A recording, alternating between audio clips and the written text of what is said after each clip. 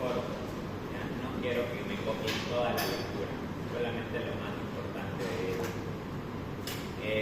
Luego de la página 5, lo que habla de VPH, van a realizar otro pequeño resumen acerca de la vacuna del virus del papiloma humano, ¿ya? Cómo protege la vacuna y qué es la enfermedad, si aquí van a explicar, ¿ya?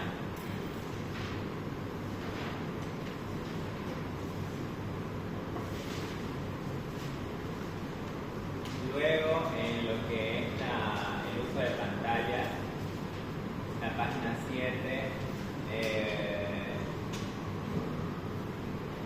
igual un pequeño resumen nada más de cómo es que el uso de pantallas digitales, que justamente veo siempre que hacen trabajos acerca de esto, de cómo es que el uso de pantallas digitales aumenta el riesgo de suicidio en los niños, ¿ya? Y no solamente en los niños, sino también en los adolescentes y en las personas adultas, ¿ya? Van a realizar un pequeño resumen de esta lectura. Y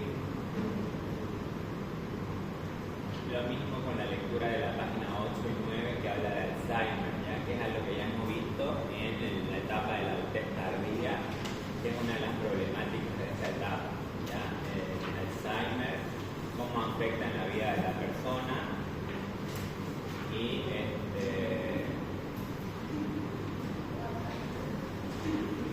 un resumen de lo más importante de esta lectura, ¿ya? Resúmenes pequeños, por favor, no quiero resúmenes largos, no quiero que me copien y peguen todos. Luego, acerca de las 8 etapas, de todas las etapas, de las 8 etapas que tenemos, quiero 3 características y 3 problemas para todos, ¿ya? De las 8 etapas. Eso era algo de lo que habíamos hablado al inicio, todas hemos mencionado características, hemos mencionado problemáticas en clase. Quiero que tengan eso en sus cuadernos. ¿Por qué? Porque entran en el examen, ¿no? Entonces, eso. Luego,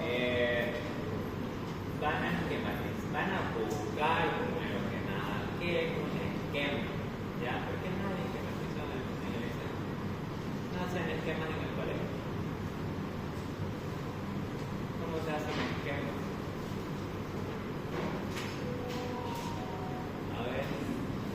A ver, jóvenes universitarios, ¿ya? Entonces, van a buscar imágenes de esquemas de cualquier tema y me los van a poner en su cuaderno, ¿ya?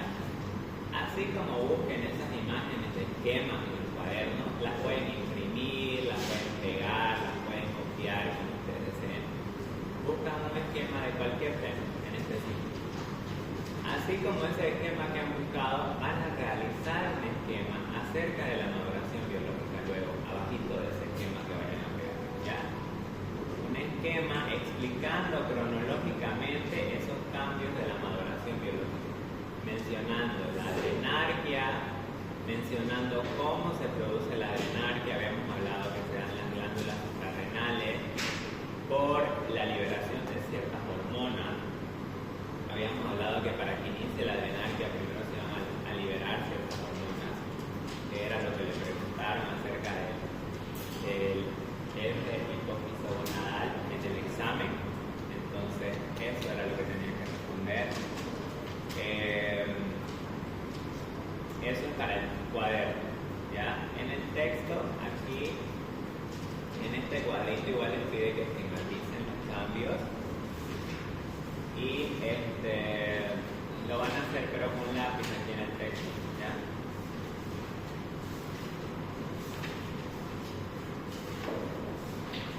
Luego en la página 38 van a ustedes citar características del climaterio y características de la menopausia, ¿ya? Lo mismo con lápiz en esta página de aquí del texto, ¿ya?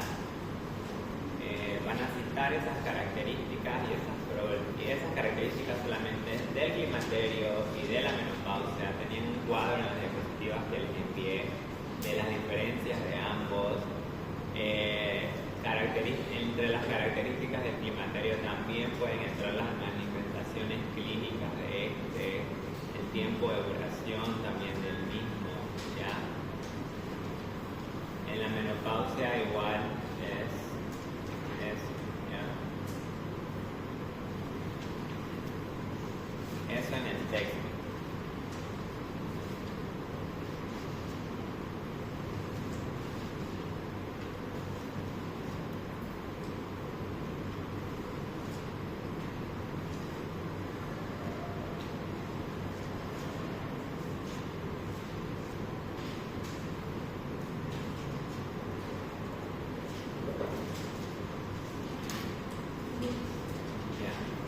Para el cuaderno igual van a investigar los teratones, ¿ya? Habíamos dicho teratones físicos, químicos y biológicos, ¿ya? Eso en el cuaderno también, que va a ser parte de la etapa prenatal. Cada que avanzamos una etapa, yo les daba tareas, ¿no? Entonces lo mismo van a hacer en su cuaderno. Cuando hagan la etapa prenatal, las tres características y las tres problemáticas, quiero ver ahí abajo de eso sus teratógenos, ¿ya? Teratógenos físicos, teratógenos químicos, teratógenos biológicos, ¿ya? Tienen ejemplos en las diapositivas para que puedan guiarse de ahí también.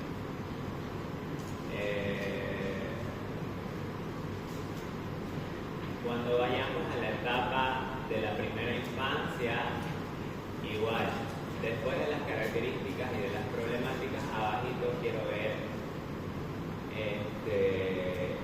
el resumen del síndrome del niño imperador, ¿ya? Lo mismo con la etapa de los primeros pasos. Luego de la etapa de los primeros pasos, después de las características y problemáticas que vayan a buscar, quiero ver su resumen de lo que es complejo de Edipo y complejo de Electra, ¿ya? Habíamos dicho que para todos los síndromes que avancemos y de los que hablemos aquí en clase, tenemos que saber qué son, cuáles son sus causas o cuáles son los factores de riesgo para que se presente ese síndrome, cuáles son las manifestaciones o signos y síntomas que una persona va a presentar con dicho síndrome, cómo tratarlo y cómo prevenirlo, ¿ya? Esas cositas siempre de cada uno de los síndromes que vean. Luego,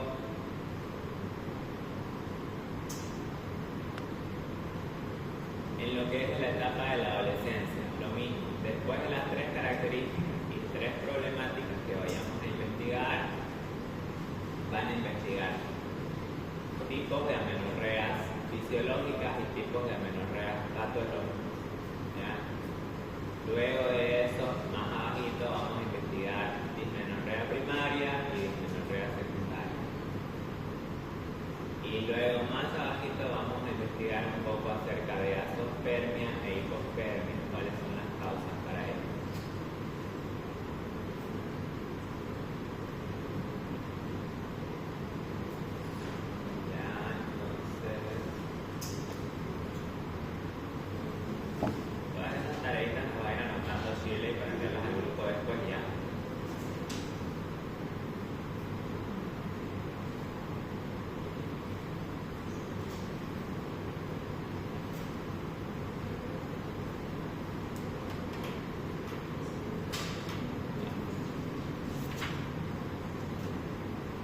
Después, en la etapa de la adultez tardía, tenían que investigar igual otros ejemplos de problemas de senso-percepción. Habíamos dicho en clases que los problemas de senso-percepción eran aquellas problemáticas de nuestros sentidos, aquellos problemas sensoriales y los problemas de percepción de la realidad que vamos a presentar en esta etapa. Ya entre ellos habíamos mencionado el Alzheimer, en cuanto a problemas sensoriales de Parkinson, puede ser uno de ellos. En cuanto a problemas sensoriales también la hipoacusia, la presbiacusia, la sordera, ya, cataratas en cuanto a problemas visuales, entre otros que tenían que haber investigado ya antes del examen. ¿Ya? Entonces eso para la etapa de la adultez tardía. Luego tenían que investigar igual para la etapa de la adultez tardía el síndrome de la abuela esclava, ¿ya? El síndrome de la abuela esclava. Quiero ver un pequeño resumen, al igual que los otros demás síndromes, de qué es, cuáles son sus causas, signos y síntomas del síndrome, tratamiento y prevención, ¿ya? Luego, síndrome del nido vacío, lo mismo, ¿ya? Que es para la etapa de la adultez intermedia. Y al final de esto, diferencias entre geriatría y gerontología, ¿ya? Creo que estos son todos.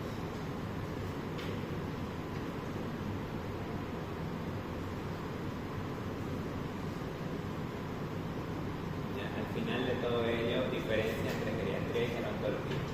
¿A qué se dedica la geriatría y a qué se dedica la gerontología? Creo que esas son todas las tareas del texto. Para el cuaderno, en el texto solo tienen dos actividades en la parte teórica, que son la de la adolescencia, su esquema que van a realizar acá, y la de las características de climaterio y menopausia, ¿ya? Todas las tareas que les doy para el cuaderno es porque pueden ser preguntas de examen. Acá en la página 53, que es el tema que vamos a avanzar el día de hoy, acerca de relación terapéutica, van a hacer ese cuadrito con lápiz también, donde van a citar y describir, no solamente citar, sino también describir 3 problemas comunes en nuestra sociedad que puedan ser perjudiciales para una buena relación terapéutica, ¿ya? 3 problemas comunes para cualquiera de los pilares. Ahorita vamos a hablar acerca de ello, ya lo van a tener un poquito más claro. De todas formas, cuando ustedes lean su tema, aquí están algunos de los problemas que podemos presentar, que serían la falta de empatía, la falta de escucha activa, ¿ya? El uso del lenguaje,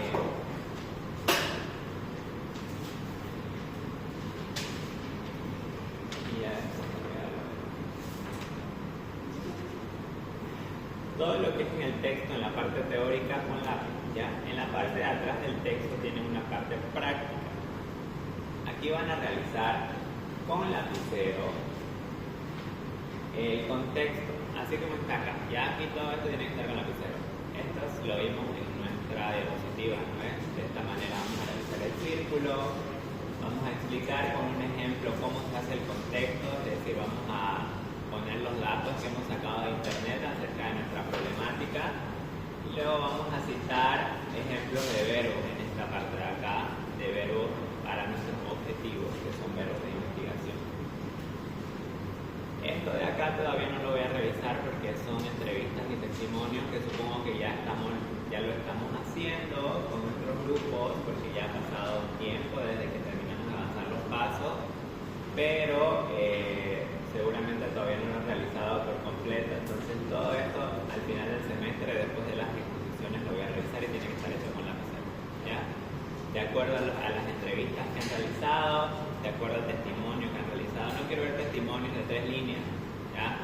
Los testimonios son relatos acerca de la problemática que vivió la persona a la que le estoy tomando el testimonio, ¿ya? Y obviamente tiene que ser una persona que esté cursando, que haya cursado con esta problemática, ¿ya?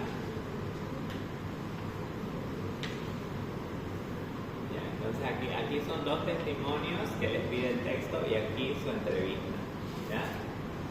Y esas 3 tareas de aquí del texto, esas al final del semestre. Para la siguiente clase esto ya tiene que estar hecho con lapicero, y las 2 actividades de aquí adelante con lápiz. Las actividades del cuaderno, todas las tareas que les he dado, que les he mencionado el día de hoy, tienen que estar hechas con lapicero, ¿ya? En el cuaderno. Si leí esa listita de todas las tareas que dicté hoy, me las va a pasar después, ¿ya? El día de hoy vamos a hacer relación terapéutica, ya lo vamos a hacer rapidito. Y al igual que en nuestros otros temas, como en las 8 etapas, en la relación terapéutica igual vamos a buscar características y vamos a buscar problemáticas, ¿ya? Entonces, ¿qué creen ustedes? ¿O a qué creen ustedes que se refiere la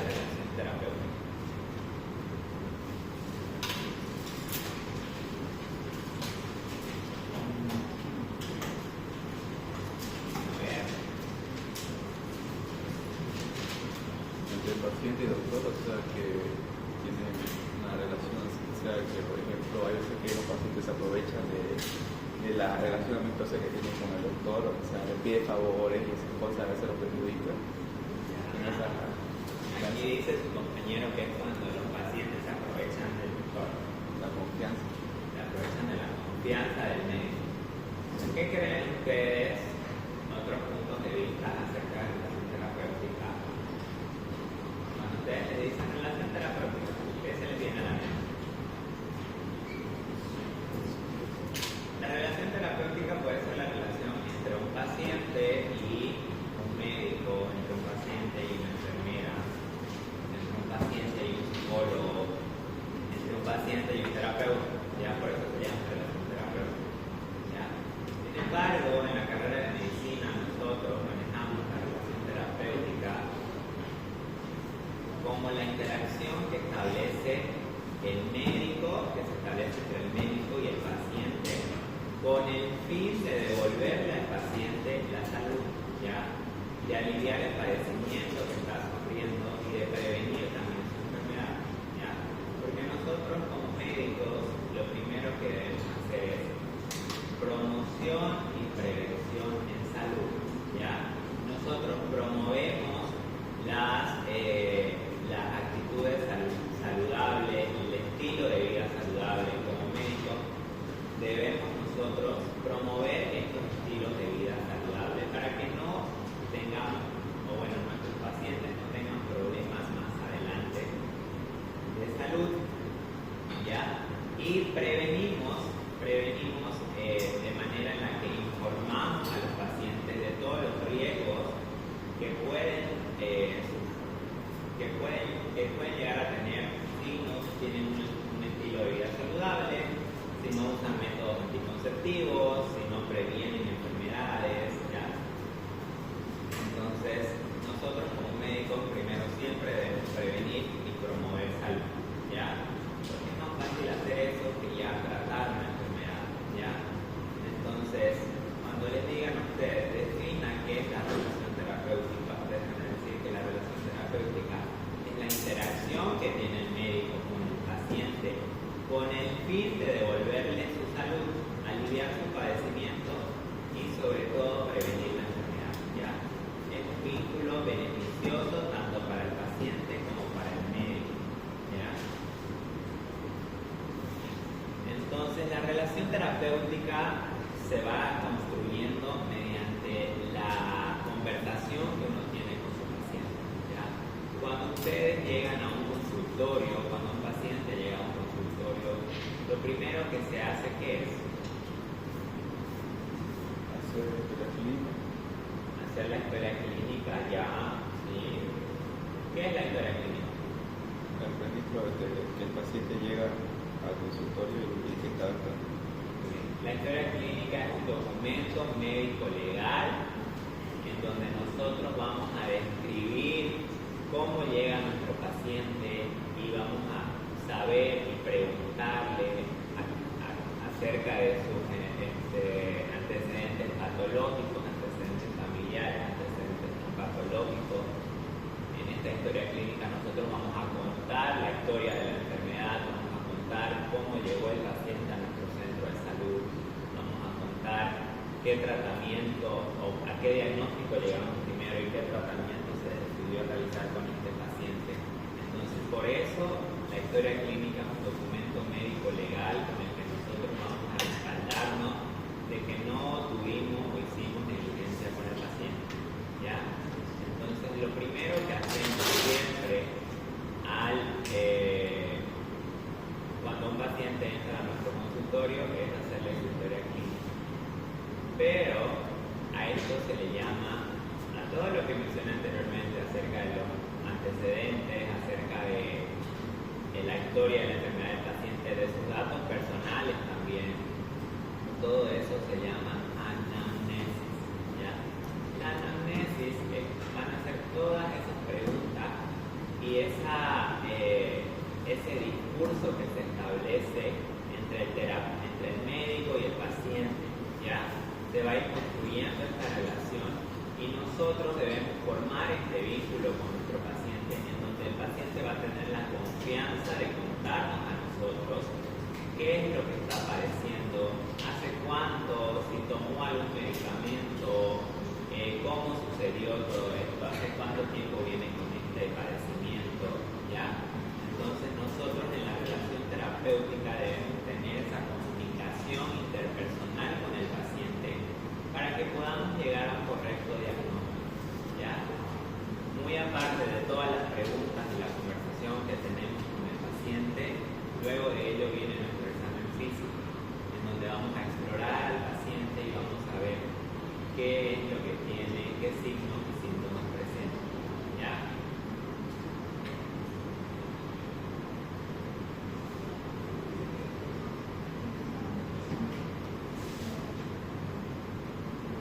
Ahora, para que la relación terapéutica funcione, nosotros tenemos 4 pilares importantes de esta relación terapéutica, ¿ya?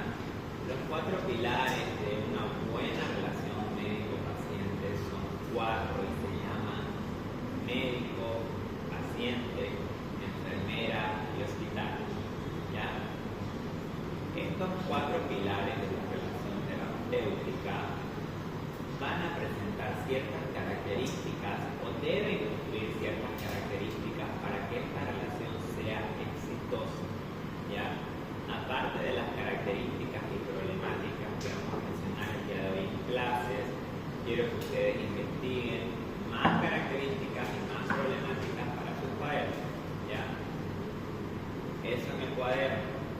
En el texto les piden la página que les dije, creo que era la 63, les pide solamente 3 problemáticas para que no haya una buena relación terapéutica, ¿ya?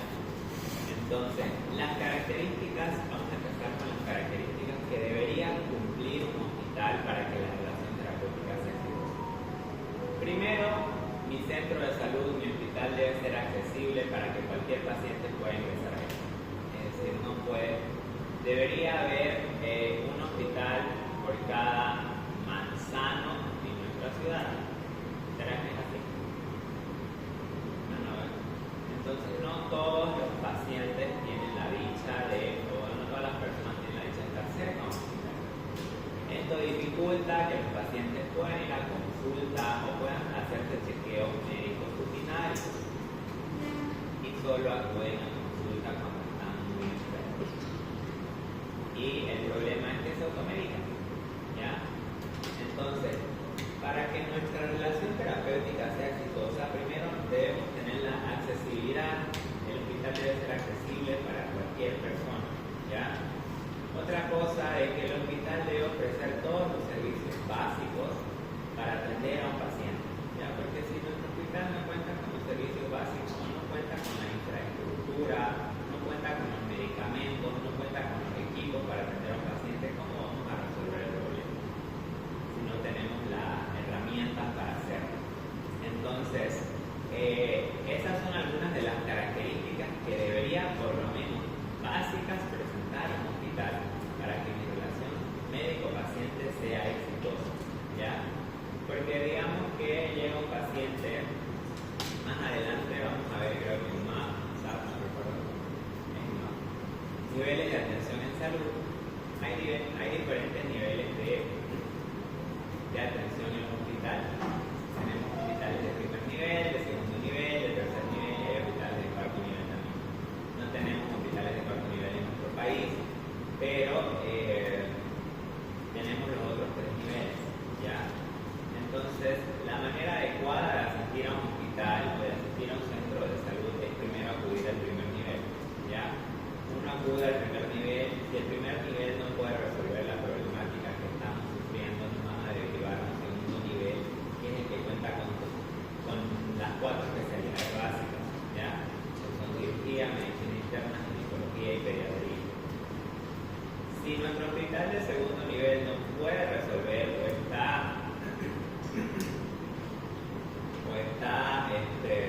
colapsado, puede que nos deriven a otro hospital de segundo nivel, o si el problema ya es un problema más grande, es una patología más difícil de resolver, de dar la solución, no van a derivar a un hospital de tercer nivel, ¿ya? donde aquí vamos a encontrar todas las especialidades básicas y las subespecialidades de estas. ¿Ya? Aquí ya vamos a encontrar cardiología, vamos a encontrar oncología, vamos a encontrar neumología, neurología, neurocirugía, ¿ya? Entonces, para que nuestros hospitales o para que nuestra relación terapéutica sea exitosa, nuestros hospitales deben de cumplir por lo menos con todas las normas básicas que un hospital debería tener. ¿Ya? Ahora, tenemos al personal de enfermería. Algunas características que debe tener el personal de enfermería, que son las personas o son las profesionales que están en contacto estrecho con los pacientes, porque todo el tiempo está viendo el paciente. El personal de enfermería, están los auxiliares de enfermería, están las licenciadas en enfermería, quienes son las que van a atender al paciente. ¿Por qué? Porque son ellas las encargadas de medicar al paciente, de dar el tratamiento al paciente en horario. Son ellas las encargadas de, o los auxiliares en enfermería, de limpiar al paciente, de ver que al paciente no le falte nada. ¿Ya? Entonces, el personal de enfermería tiene una gran carga laboral y un importante aporte, sobre todo en cuanto a la relación terapéutica, porque sin personal de enfermería no podríamos hacer nada los médicos. ¿Ya? Entonces, el personal de enfermería es un pilar fundamental en la relación terapéutica para que esta sea exitosa. ¿Ya? Obviamente, nuestras enfermeras también tienen que tener una comunicación verbal adecuada con los pacientes para que los pacientes se sientan cómodos con ellas. Deben tratar de manera respetuosa, amable a los pacientes también para que ellos se sientan cómodos. ¿Ya?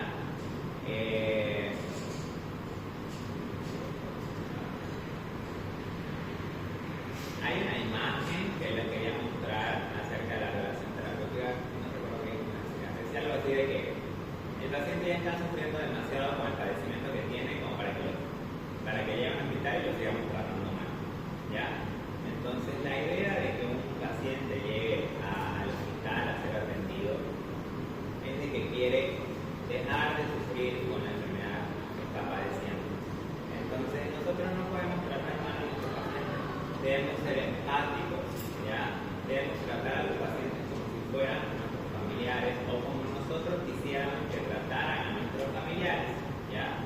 Entonces, eso va tanto para la enfermera como para el médico, ¿ya? Esas características que deberían presentar: la comunicación verbal, el respeto, la empatía, ¿ya? ¿Qué más? ¿Qué otras características tenemos de eso? Aparte de la comunicación y la escucha activa, también el dejar hablar al paciente, ¿ya? El dejar que él hable y se exprese. Y todas estas características van a ayudar para que haya una relación terapéutica exitosa, ¿ya? Depende de la actitud que nosotros tengamos con el paciente, es como el paciente se va a desenvolver con nosotros también. Entonces, si nosotros no le damos esa confianza al paciente para que nos diga qué es lo que tiene, por qué está de cierta manera, no va a decir la verdad, no se va a abrir con nosotros, ¿ya?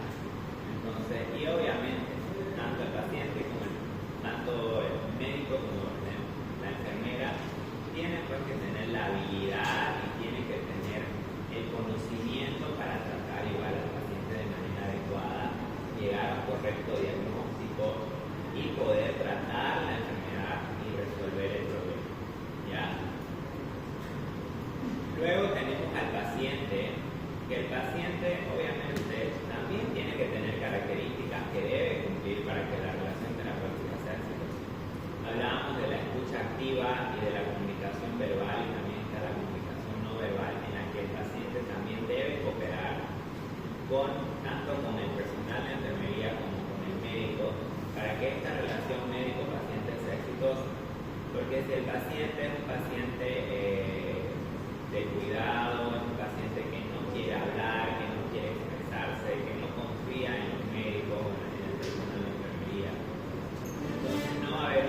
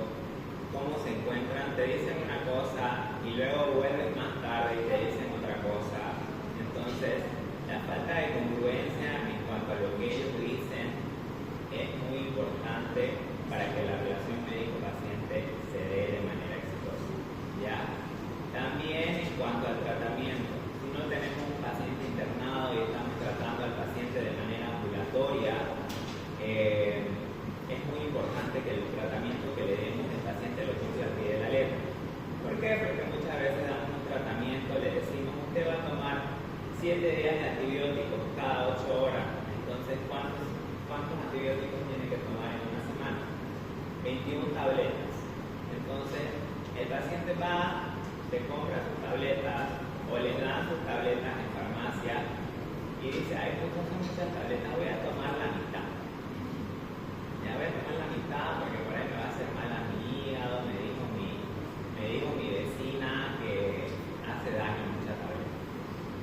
Entonces no toma el tratamiento y luego vuelve el paciente a consulta y no mejoró, sino que empeoró y ahora tiene una resistencia al antibiótico que le hemos dado y tenemos que cambiar el antibiótico. Entonces la negligencia por parte del paciente a la hora de hacer su tratamiento también es un problema y es una característica que debe cumplir él para que la relación terapéutica sea exitosa.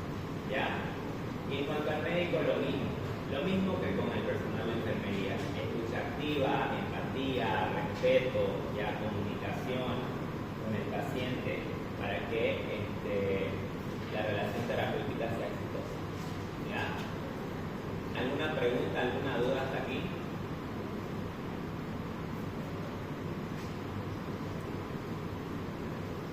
¿Sí? ¿Sí? Aparte de la escucha activa y de la comunicación verbal y la empatía, necesito también que anoten la aceptación incondicional del paciente. Es decir,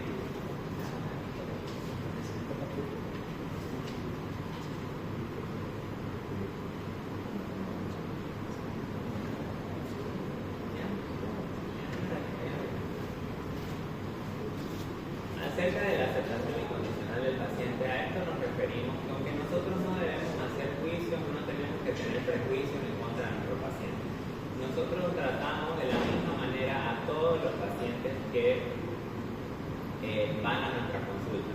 Es decir, así como yo los trato a ustedes a todos de la misma manera, así ustedes tienen que tratar a sus pacientes también.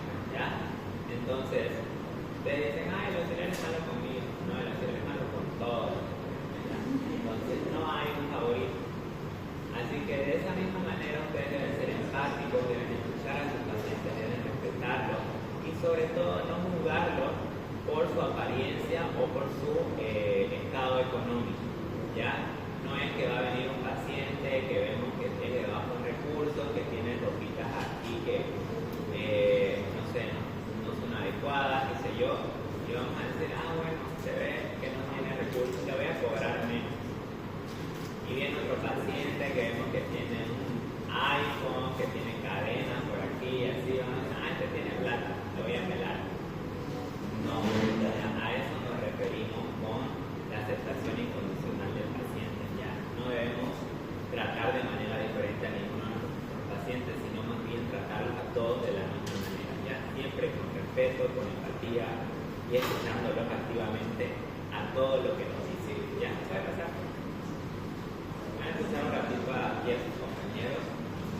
Y antes de hacer un rato, vamos a continuar.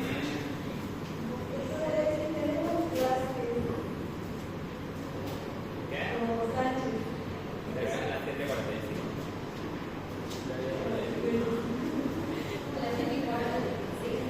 No es un malo eso. El horario es de 4:45 a 7:45. Ya.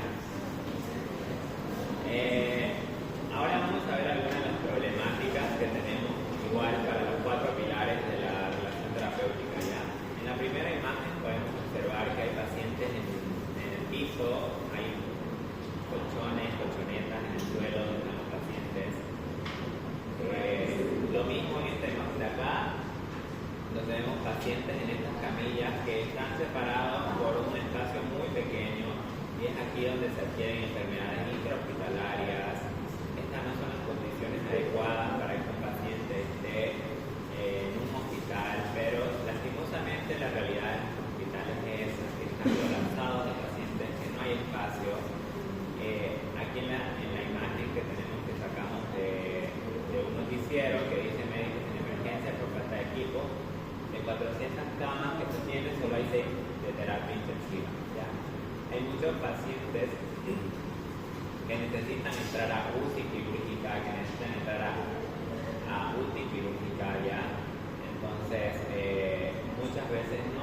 espacio para estos pacientes, el paciente, los familiares, los médicos tienen que hacer malabares para hacer un espacio a estos pacientes. Entonces, es muy complicado, primero porque no existe una infraestructura adecuada en los hospitales, porque no hay suficientes hospitales y porque no hay los equipos necesarios para atender a estos pacientes. Muchas veces los equipos están arruinados, muchas veces en farmacia no hay los medicamentos necesarios, el paciente tiene que ir a comprarse los medicamentos a la hora de esperar una cirugía, tiene que comprarse algunas cosas para la cirugía del paciente. Entonces son algunas de las problemáticas que nosotros vemos en cuanto al primer pilar de la relación terapéutica, que es el hospital o los centros de salud. ¿Ya? Cuando ustedes vayan a los centros de salud, por ejemplo, los pacientes, cuando yo hice mis 3 meses de provincia, estaba en un centro de salud, los pacientes que se atienden con VIH, por ejemplo, ellos van, recogen sus antirretrovirales y cada 6 meses a los pacientes con VIH se les hace un control de su carga viral y su CD4. Ya no hay reactivo para hacerle estos laboratorios a estos pacientes con VIH. ¿Por qué? Porque resulta que el gobierno, lastimosamente, que es el que tiene que dar los recursos para los hospitales públicos, los centros de salud públicos sobre todo, no tiene los recursos o no los da simplemente. Entonces, antes se hacía cada 6 meses estos controles a los pacientes con VIH, ahora se hace cada año y depende si el paciente tiene una enfermedad de base aparte de la de VIH, como tuberculosis, como diabetes, y se ha requerido el laboratorio en cuanto a CD4 carga viral.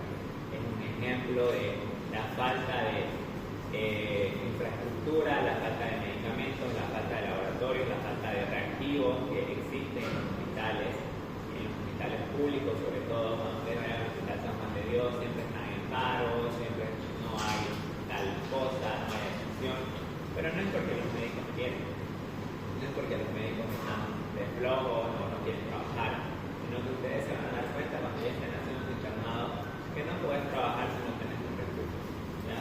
No puedes trabajar si no tenés los materiales adecuados y ves morir a tus pacientes lastimosamente porque no puedes hacer nada si ni siquiera te pagan un sueldo suficiente para tu propia subsistencia, para subsistir vos mismo. Entonces no podés hacer nada, no pagar tu dinero también para atender a los pacientes. Entonces es un problema de salud pública actualmente en nuestro país, la falta de infraestructura, la falta de medicamentos, la falta de recursos en los hospitales, ¿ya? En lo primero que se debería invertir en cualquier país siempre es en salud, ¿ya? ¿Por qué? Porque sin salud no hay nada, ¿no? Sin salud no hacemos nada.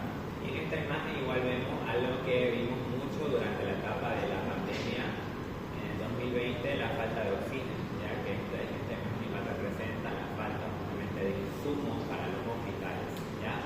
Entonces esas son algunas de las problemáticas que podemos ver en este pilar. En el segundo pilar de la relación terapéutica, que es la enfermera, vemos en la primera imagen una enfermera donde está atendiendo a un montón de pacientes. Es la realidad también en cuanto al personal de enfermería y al personal médico. Usualmente para hacer la anamnesis, para tomar los signos vitales del paciente, deberíamos darnos cierto tiempo para cada paciente. ¿Ya? Nosotros como médicos a la hora de la consulta para hacer la anamnesis por lo menos deberíamos tener unos 20 minutos para saber acerca de nuestro paciente, para conocerlo, para conocer su enfermedad, para conocer sus antecedentes, ¿ya? Para de esta manera llegar a un diagnóstico correcto. Luego de esa anamnesis para hacer nuestro examen físico, si no tenemos el tiempo adecuado, que es el 100% de las veces, es porque tenemos un montón de pacientes que atender y no nos podemos dar el lujo de hacer una anamnesis en 20 minutos. Tenemos que hacerlo rápido, tenemos que apresurarnos para pasar al siguiente y al siguiente para que todos los pacientes lleguen a ser atendidos, ¿ya? Porque si no, no acabamos en los días, ¿ya? Y el día solo tiene 24 horas. Y aparte de eso, no debemos olvidar también que los médicos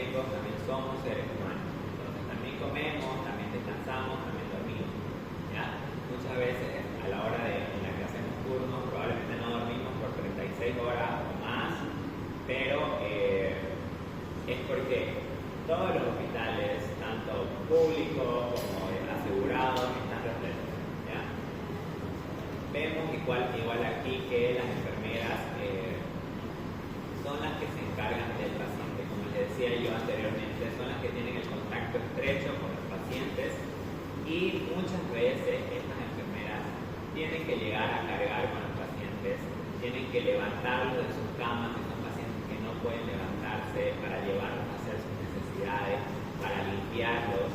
Y las enfermeras obviamente pues no son unas fisicoculturistas, ¿no? Las enfermeras no son personas que van a poder levantar, no sé, a un paciente de 100 kilos, a un paciente que es más grande que ellas. Entonces muchas veces vamos a ver problemáticas también en las enfermeras como lumbalgia, como cervicalia, como hernias de disco, ¿ya? El estrés también, síndrome de Burnout, vamos a ver igual en el personal de enfermería y en el personal médico. El colapso de atención en pacientes también es lo que veíamos también aquí en esta imagen, lo que les decía que tanto el personal de enfermería como las auxiliares de enfermería o los auxiliares de enfermería son los que se encargan del paciente y están en contacto estrecho con ellos, ¿ya? Entonces, aparte de estos problemas ya mencionados, van a investigar ustedes qué otras problemáticas puede presentar el personal de enfermería para que no se dé o para que no haya una buena relación terapéutica o para que la relación médico-paciente no sea exitosa, ¿ya? En el tercer puesto, el tercer pilar tenemos el paciente.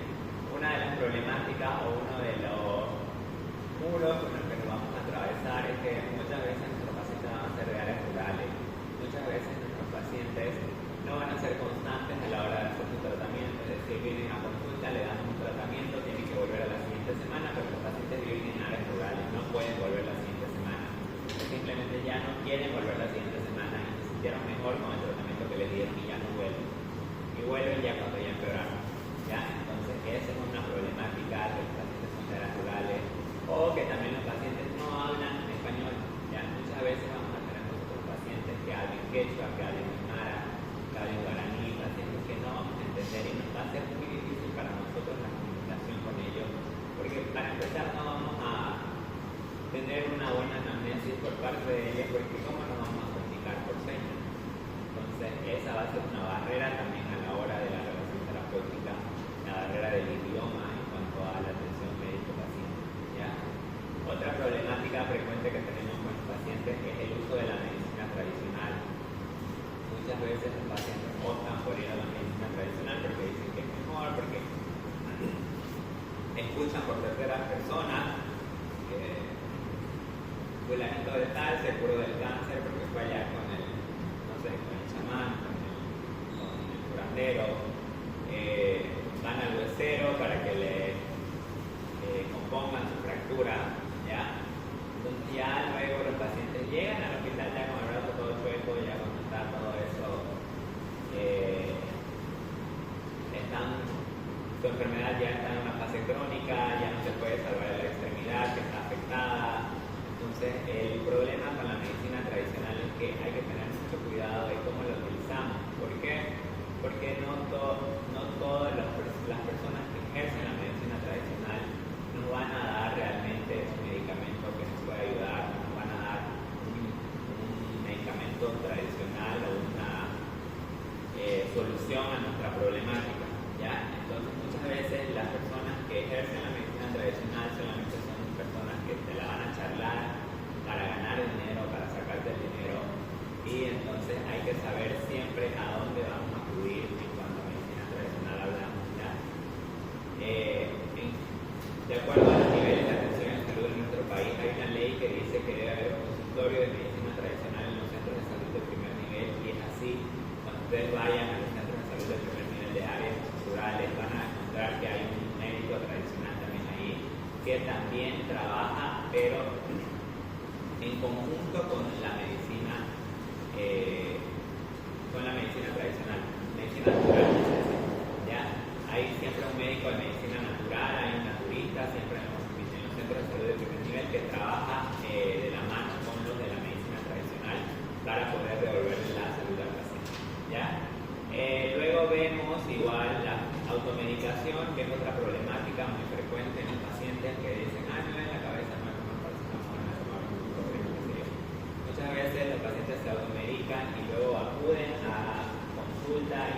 otra vez, tienen resistencia a antibióticos, tienen hematomas, muchas veces cuando tenemos dengue no podemos tomar ibuprofeno, ya, porque el ibuprofeno tiene consecuencias para cuando estamos con dengue. Eso lo vamos a ver más adelante, pero es un ejemplo en cuanto a automedicación hablando. Entonces, esa es una problemática también. Otra problemática es que acuden a comprar medicamentos que no son de contrabando. ¿Ya? Muchas veces estos medicamentos están vencidos, muchas veces son medicamentos que están mezclados con otras sustancias. Entonces, muchas veces los pacientes acuden a comprar este tipo de medicamentos porque cuestan menos, ¿ya? Y esta es una problemática también frecuente en los pacientes, porque obviamente estos medicamentos no nos van a hacer bien y van a empeorar nuestra enfermedad, ¿ya?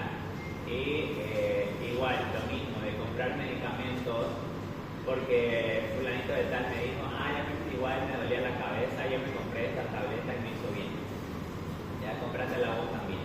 Entonces esa es una problemática de que los pacientes, bueno, las personas entre ellas se dicen qué fue lo que les hizo bien o qué les resultó para su tratamiento y luego los pacientes aparecen con consecuencias de acuerdo a lo que están tomando. Entonces, ¿te acuerdas que durante la pandemia del COVID había un antiparasitario que todas las personas tomaban porque decían que curaba el COVID? ¿Ya? Esta era una gran mentira, ya se lo utilizaba. Su tratamiento en realidad para el COVID es sintomático, es decir, se ataca los síntomas. Ya no hay ningún medicamento que diga, sí, este elimina el virus. Ya no. Entonces, muchas veces todas esas cadenas que se hacen en los grupos, que se envían todos esos chismes, resulta ser que lo hacen ciertas personas con fines para vender los medicamentos, ¿ya? Con los fines para que los medicamentos se acaben y para ganar dinero, ¿ya?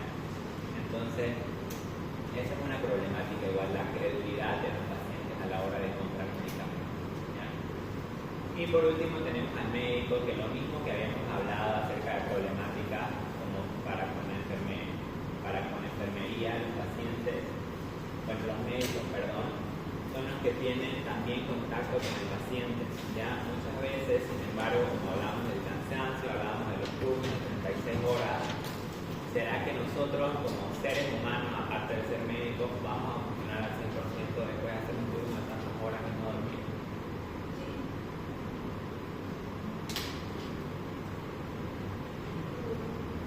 A ver. ¿Sí? ¿No? Ya. Es muy poco probable. Ya. Nosotros no funcionamos al 100% si no hemos dormido al menos 6 horas al día. Ya. Entonces, esta va a ser una problemática también. El hecho de tener muy poco tiempo para atender a los pacientes va a ser una problemática a la hora de llegar a un correcto diagnóstico y poder dar un correcto tratamiento al paciente.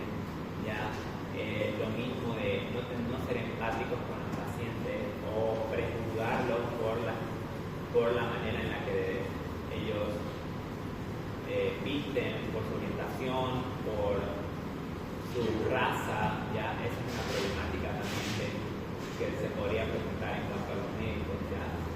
Y algo que vemos aquí en la imagen es el síndrome de Burnout, ¿ya? Porque el síndrome de Burnout es una problemática frecuente tanto para el personal de enfermería como para el personal médico y para el personal de salud en general, ¿ya? En sí, el síndrome de Burnout se puede presentar en cualquier profesión que trate con personas, es decir, cualquier profesión que vaya u ocupación que trate con clientes, con personas, es muy probable que en algún momento lleguen a sufrir síndrome de Burnout, ¿ya? Pero ¿qué es el síndrome de Burnout? El síndrome de Burnout es el síndrome del desgaste profesional, ¿ya? Es conocido como el síndrome de quemarse por el trabajo, y este síndrome afecta de manera sistemática a la persona para realizar sus labores en el trabajo, ¿ya?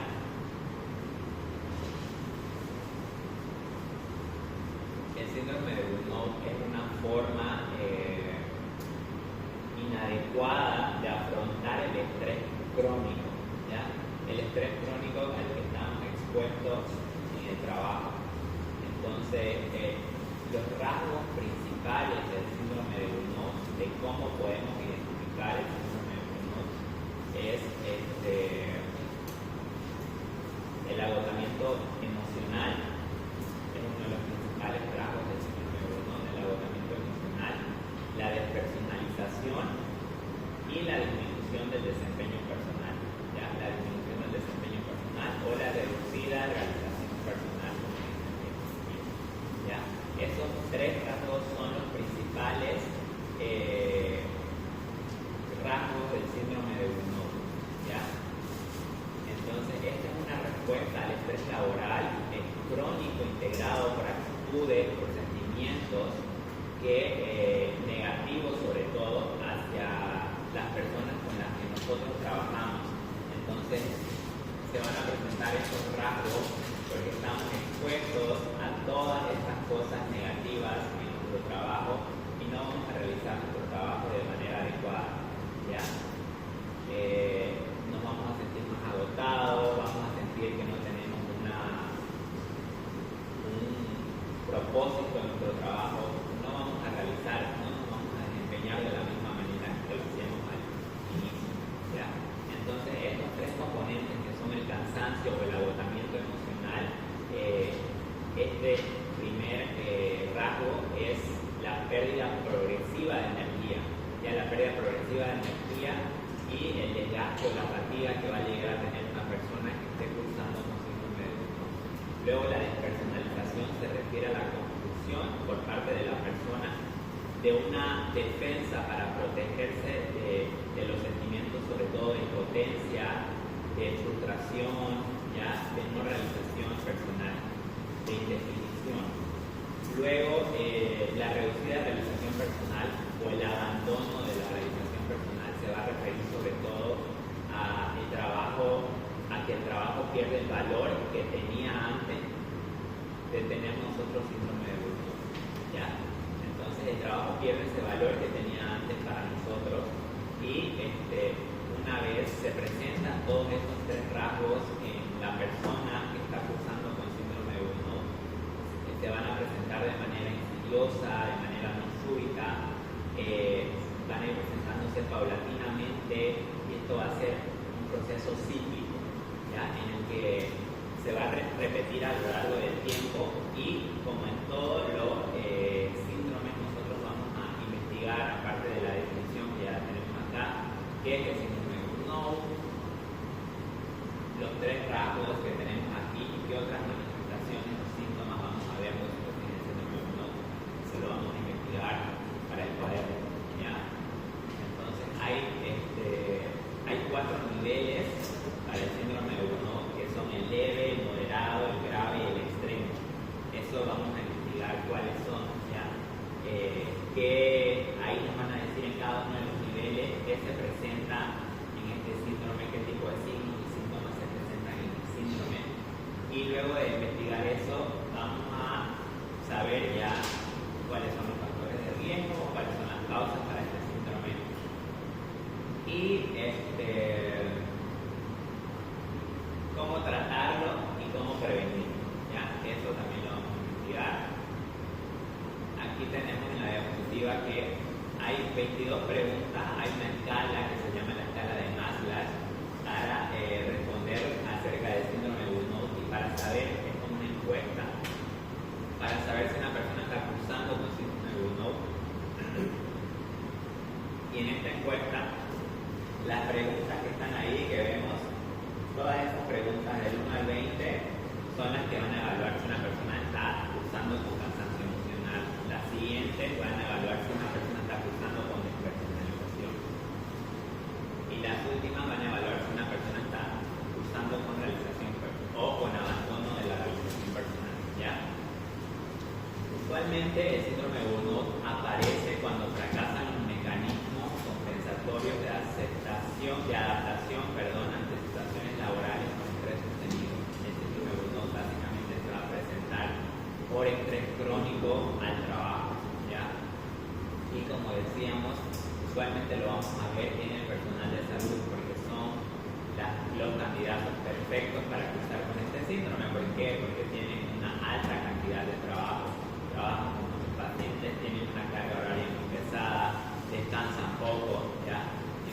veces vamos a ver estos comportamientos y vamos a ver a las personas del sector salud usar con síndrome de Burnout. ¿Ya? ¿Tienen alguna pregunta, duda hasta aquí?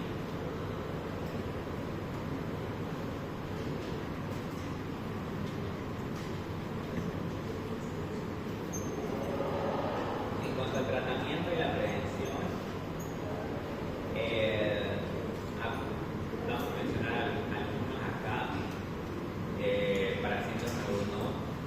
La persona que esté cursando con síndrome de Burnout debería hacer actividades, puede hacer actividades cotidianas que le interesen, es decir, puede hacer, un ejemplo, hacer o compartir con amigos, familiares en el tiempo libre que se tenga, ¿ya?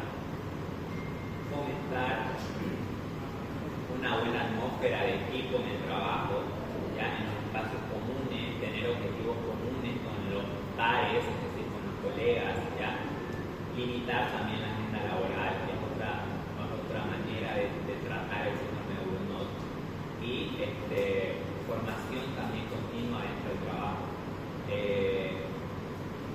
Muchas veces las empresas o los lugares donde se trabaja también deben colaborar con estos trabajadores para poder erradicar el síndrome de Burnout, ¿ya?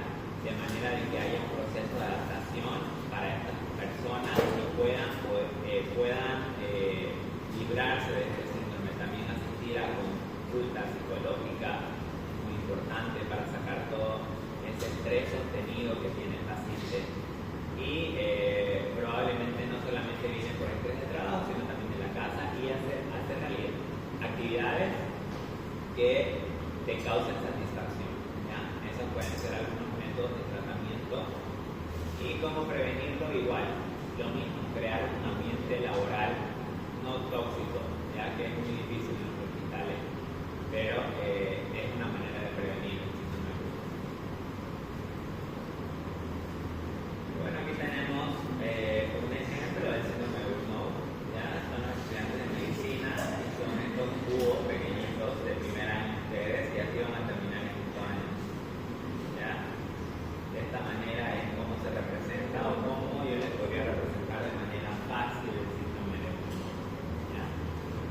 ¿Por qué? Porque muchas veces no descansamos para estudiar, para asistir a práctica, descansamos muy poco, tomamos energizantes, tomamos café, no tenemos tiempo para nuestra familia, no tenemos tiempo para nuestros amigos, para actividades que nos gustan, y esto causa un estrés sostenido y un estrés crónico que al final hace que nosotros también como estudiantes de medicina cursemos con síndrome de Burnout, ¿ya? Y al final queremos dejar la carrera, queremos cambiarnos de carrera al final cuando tenemos 25 años, pero es parte de la carrera, ¿ya? Seguramente muchos van a cursar como este grupo. ¿Tienen preguntas, dudas hasta aquí?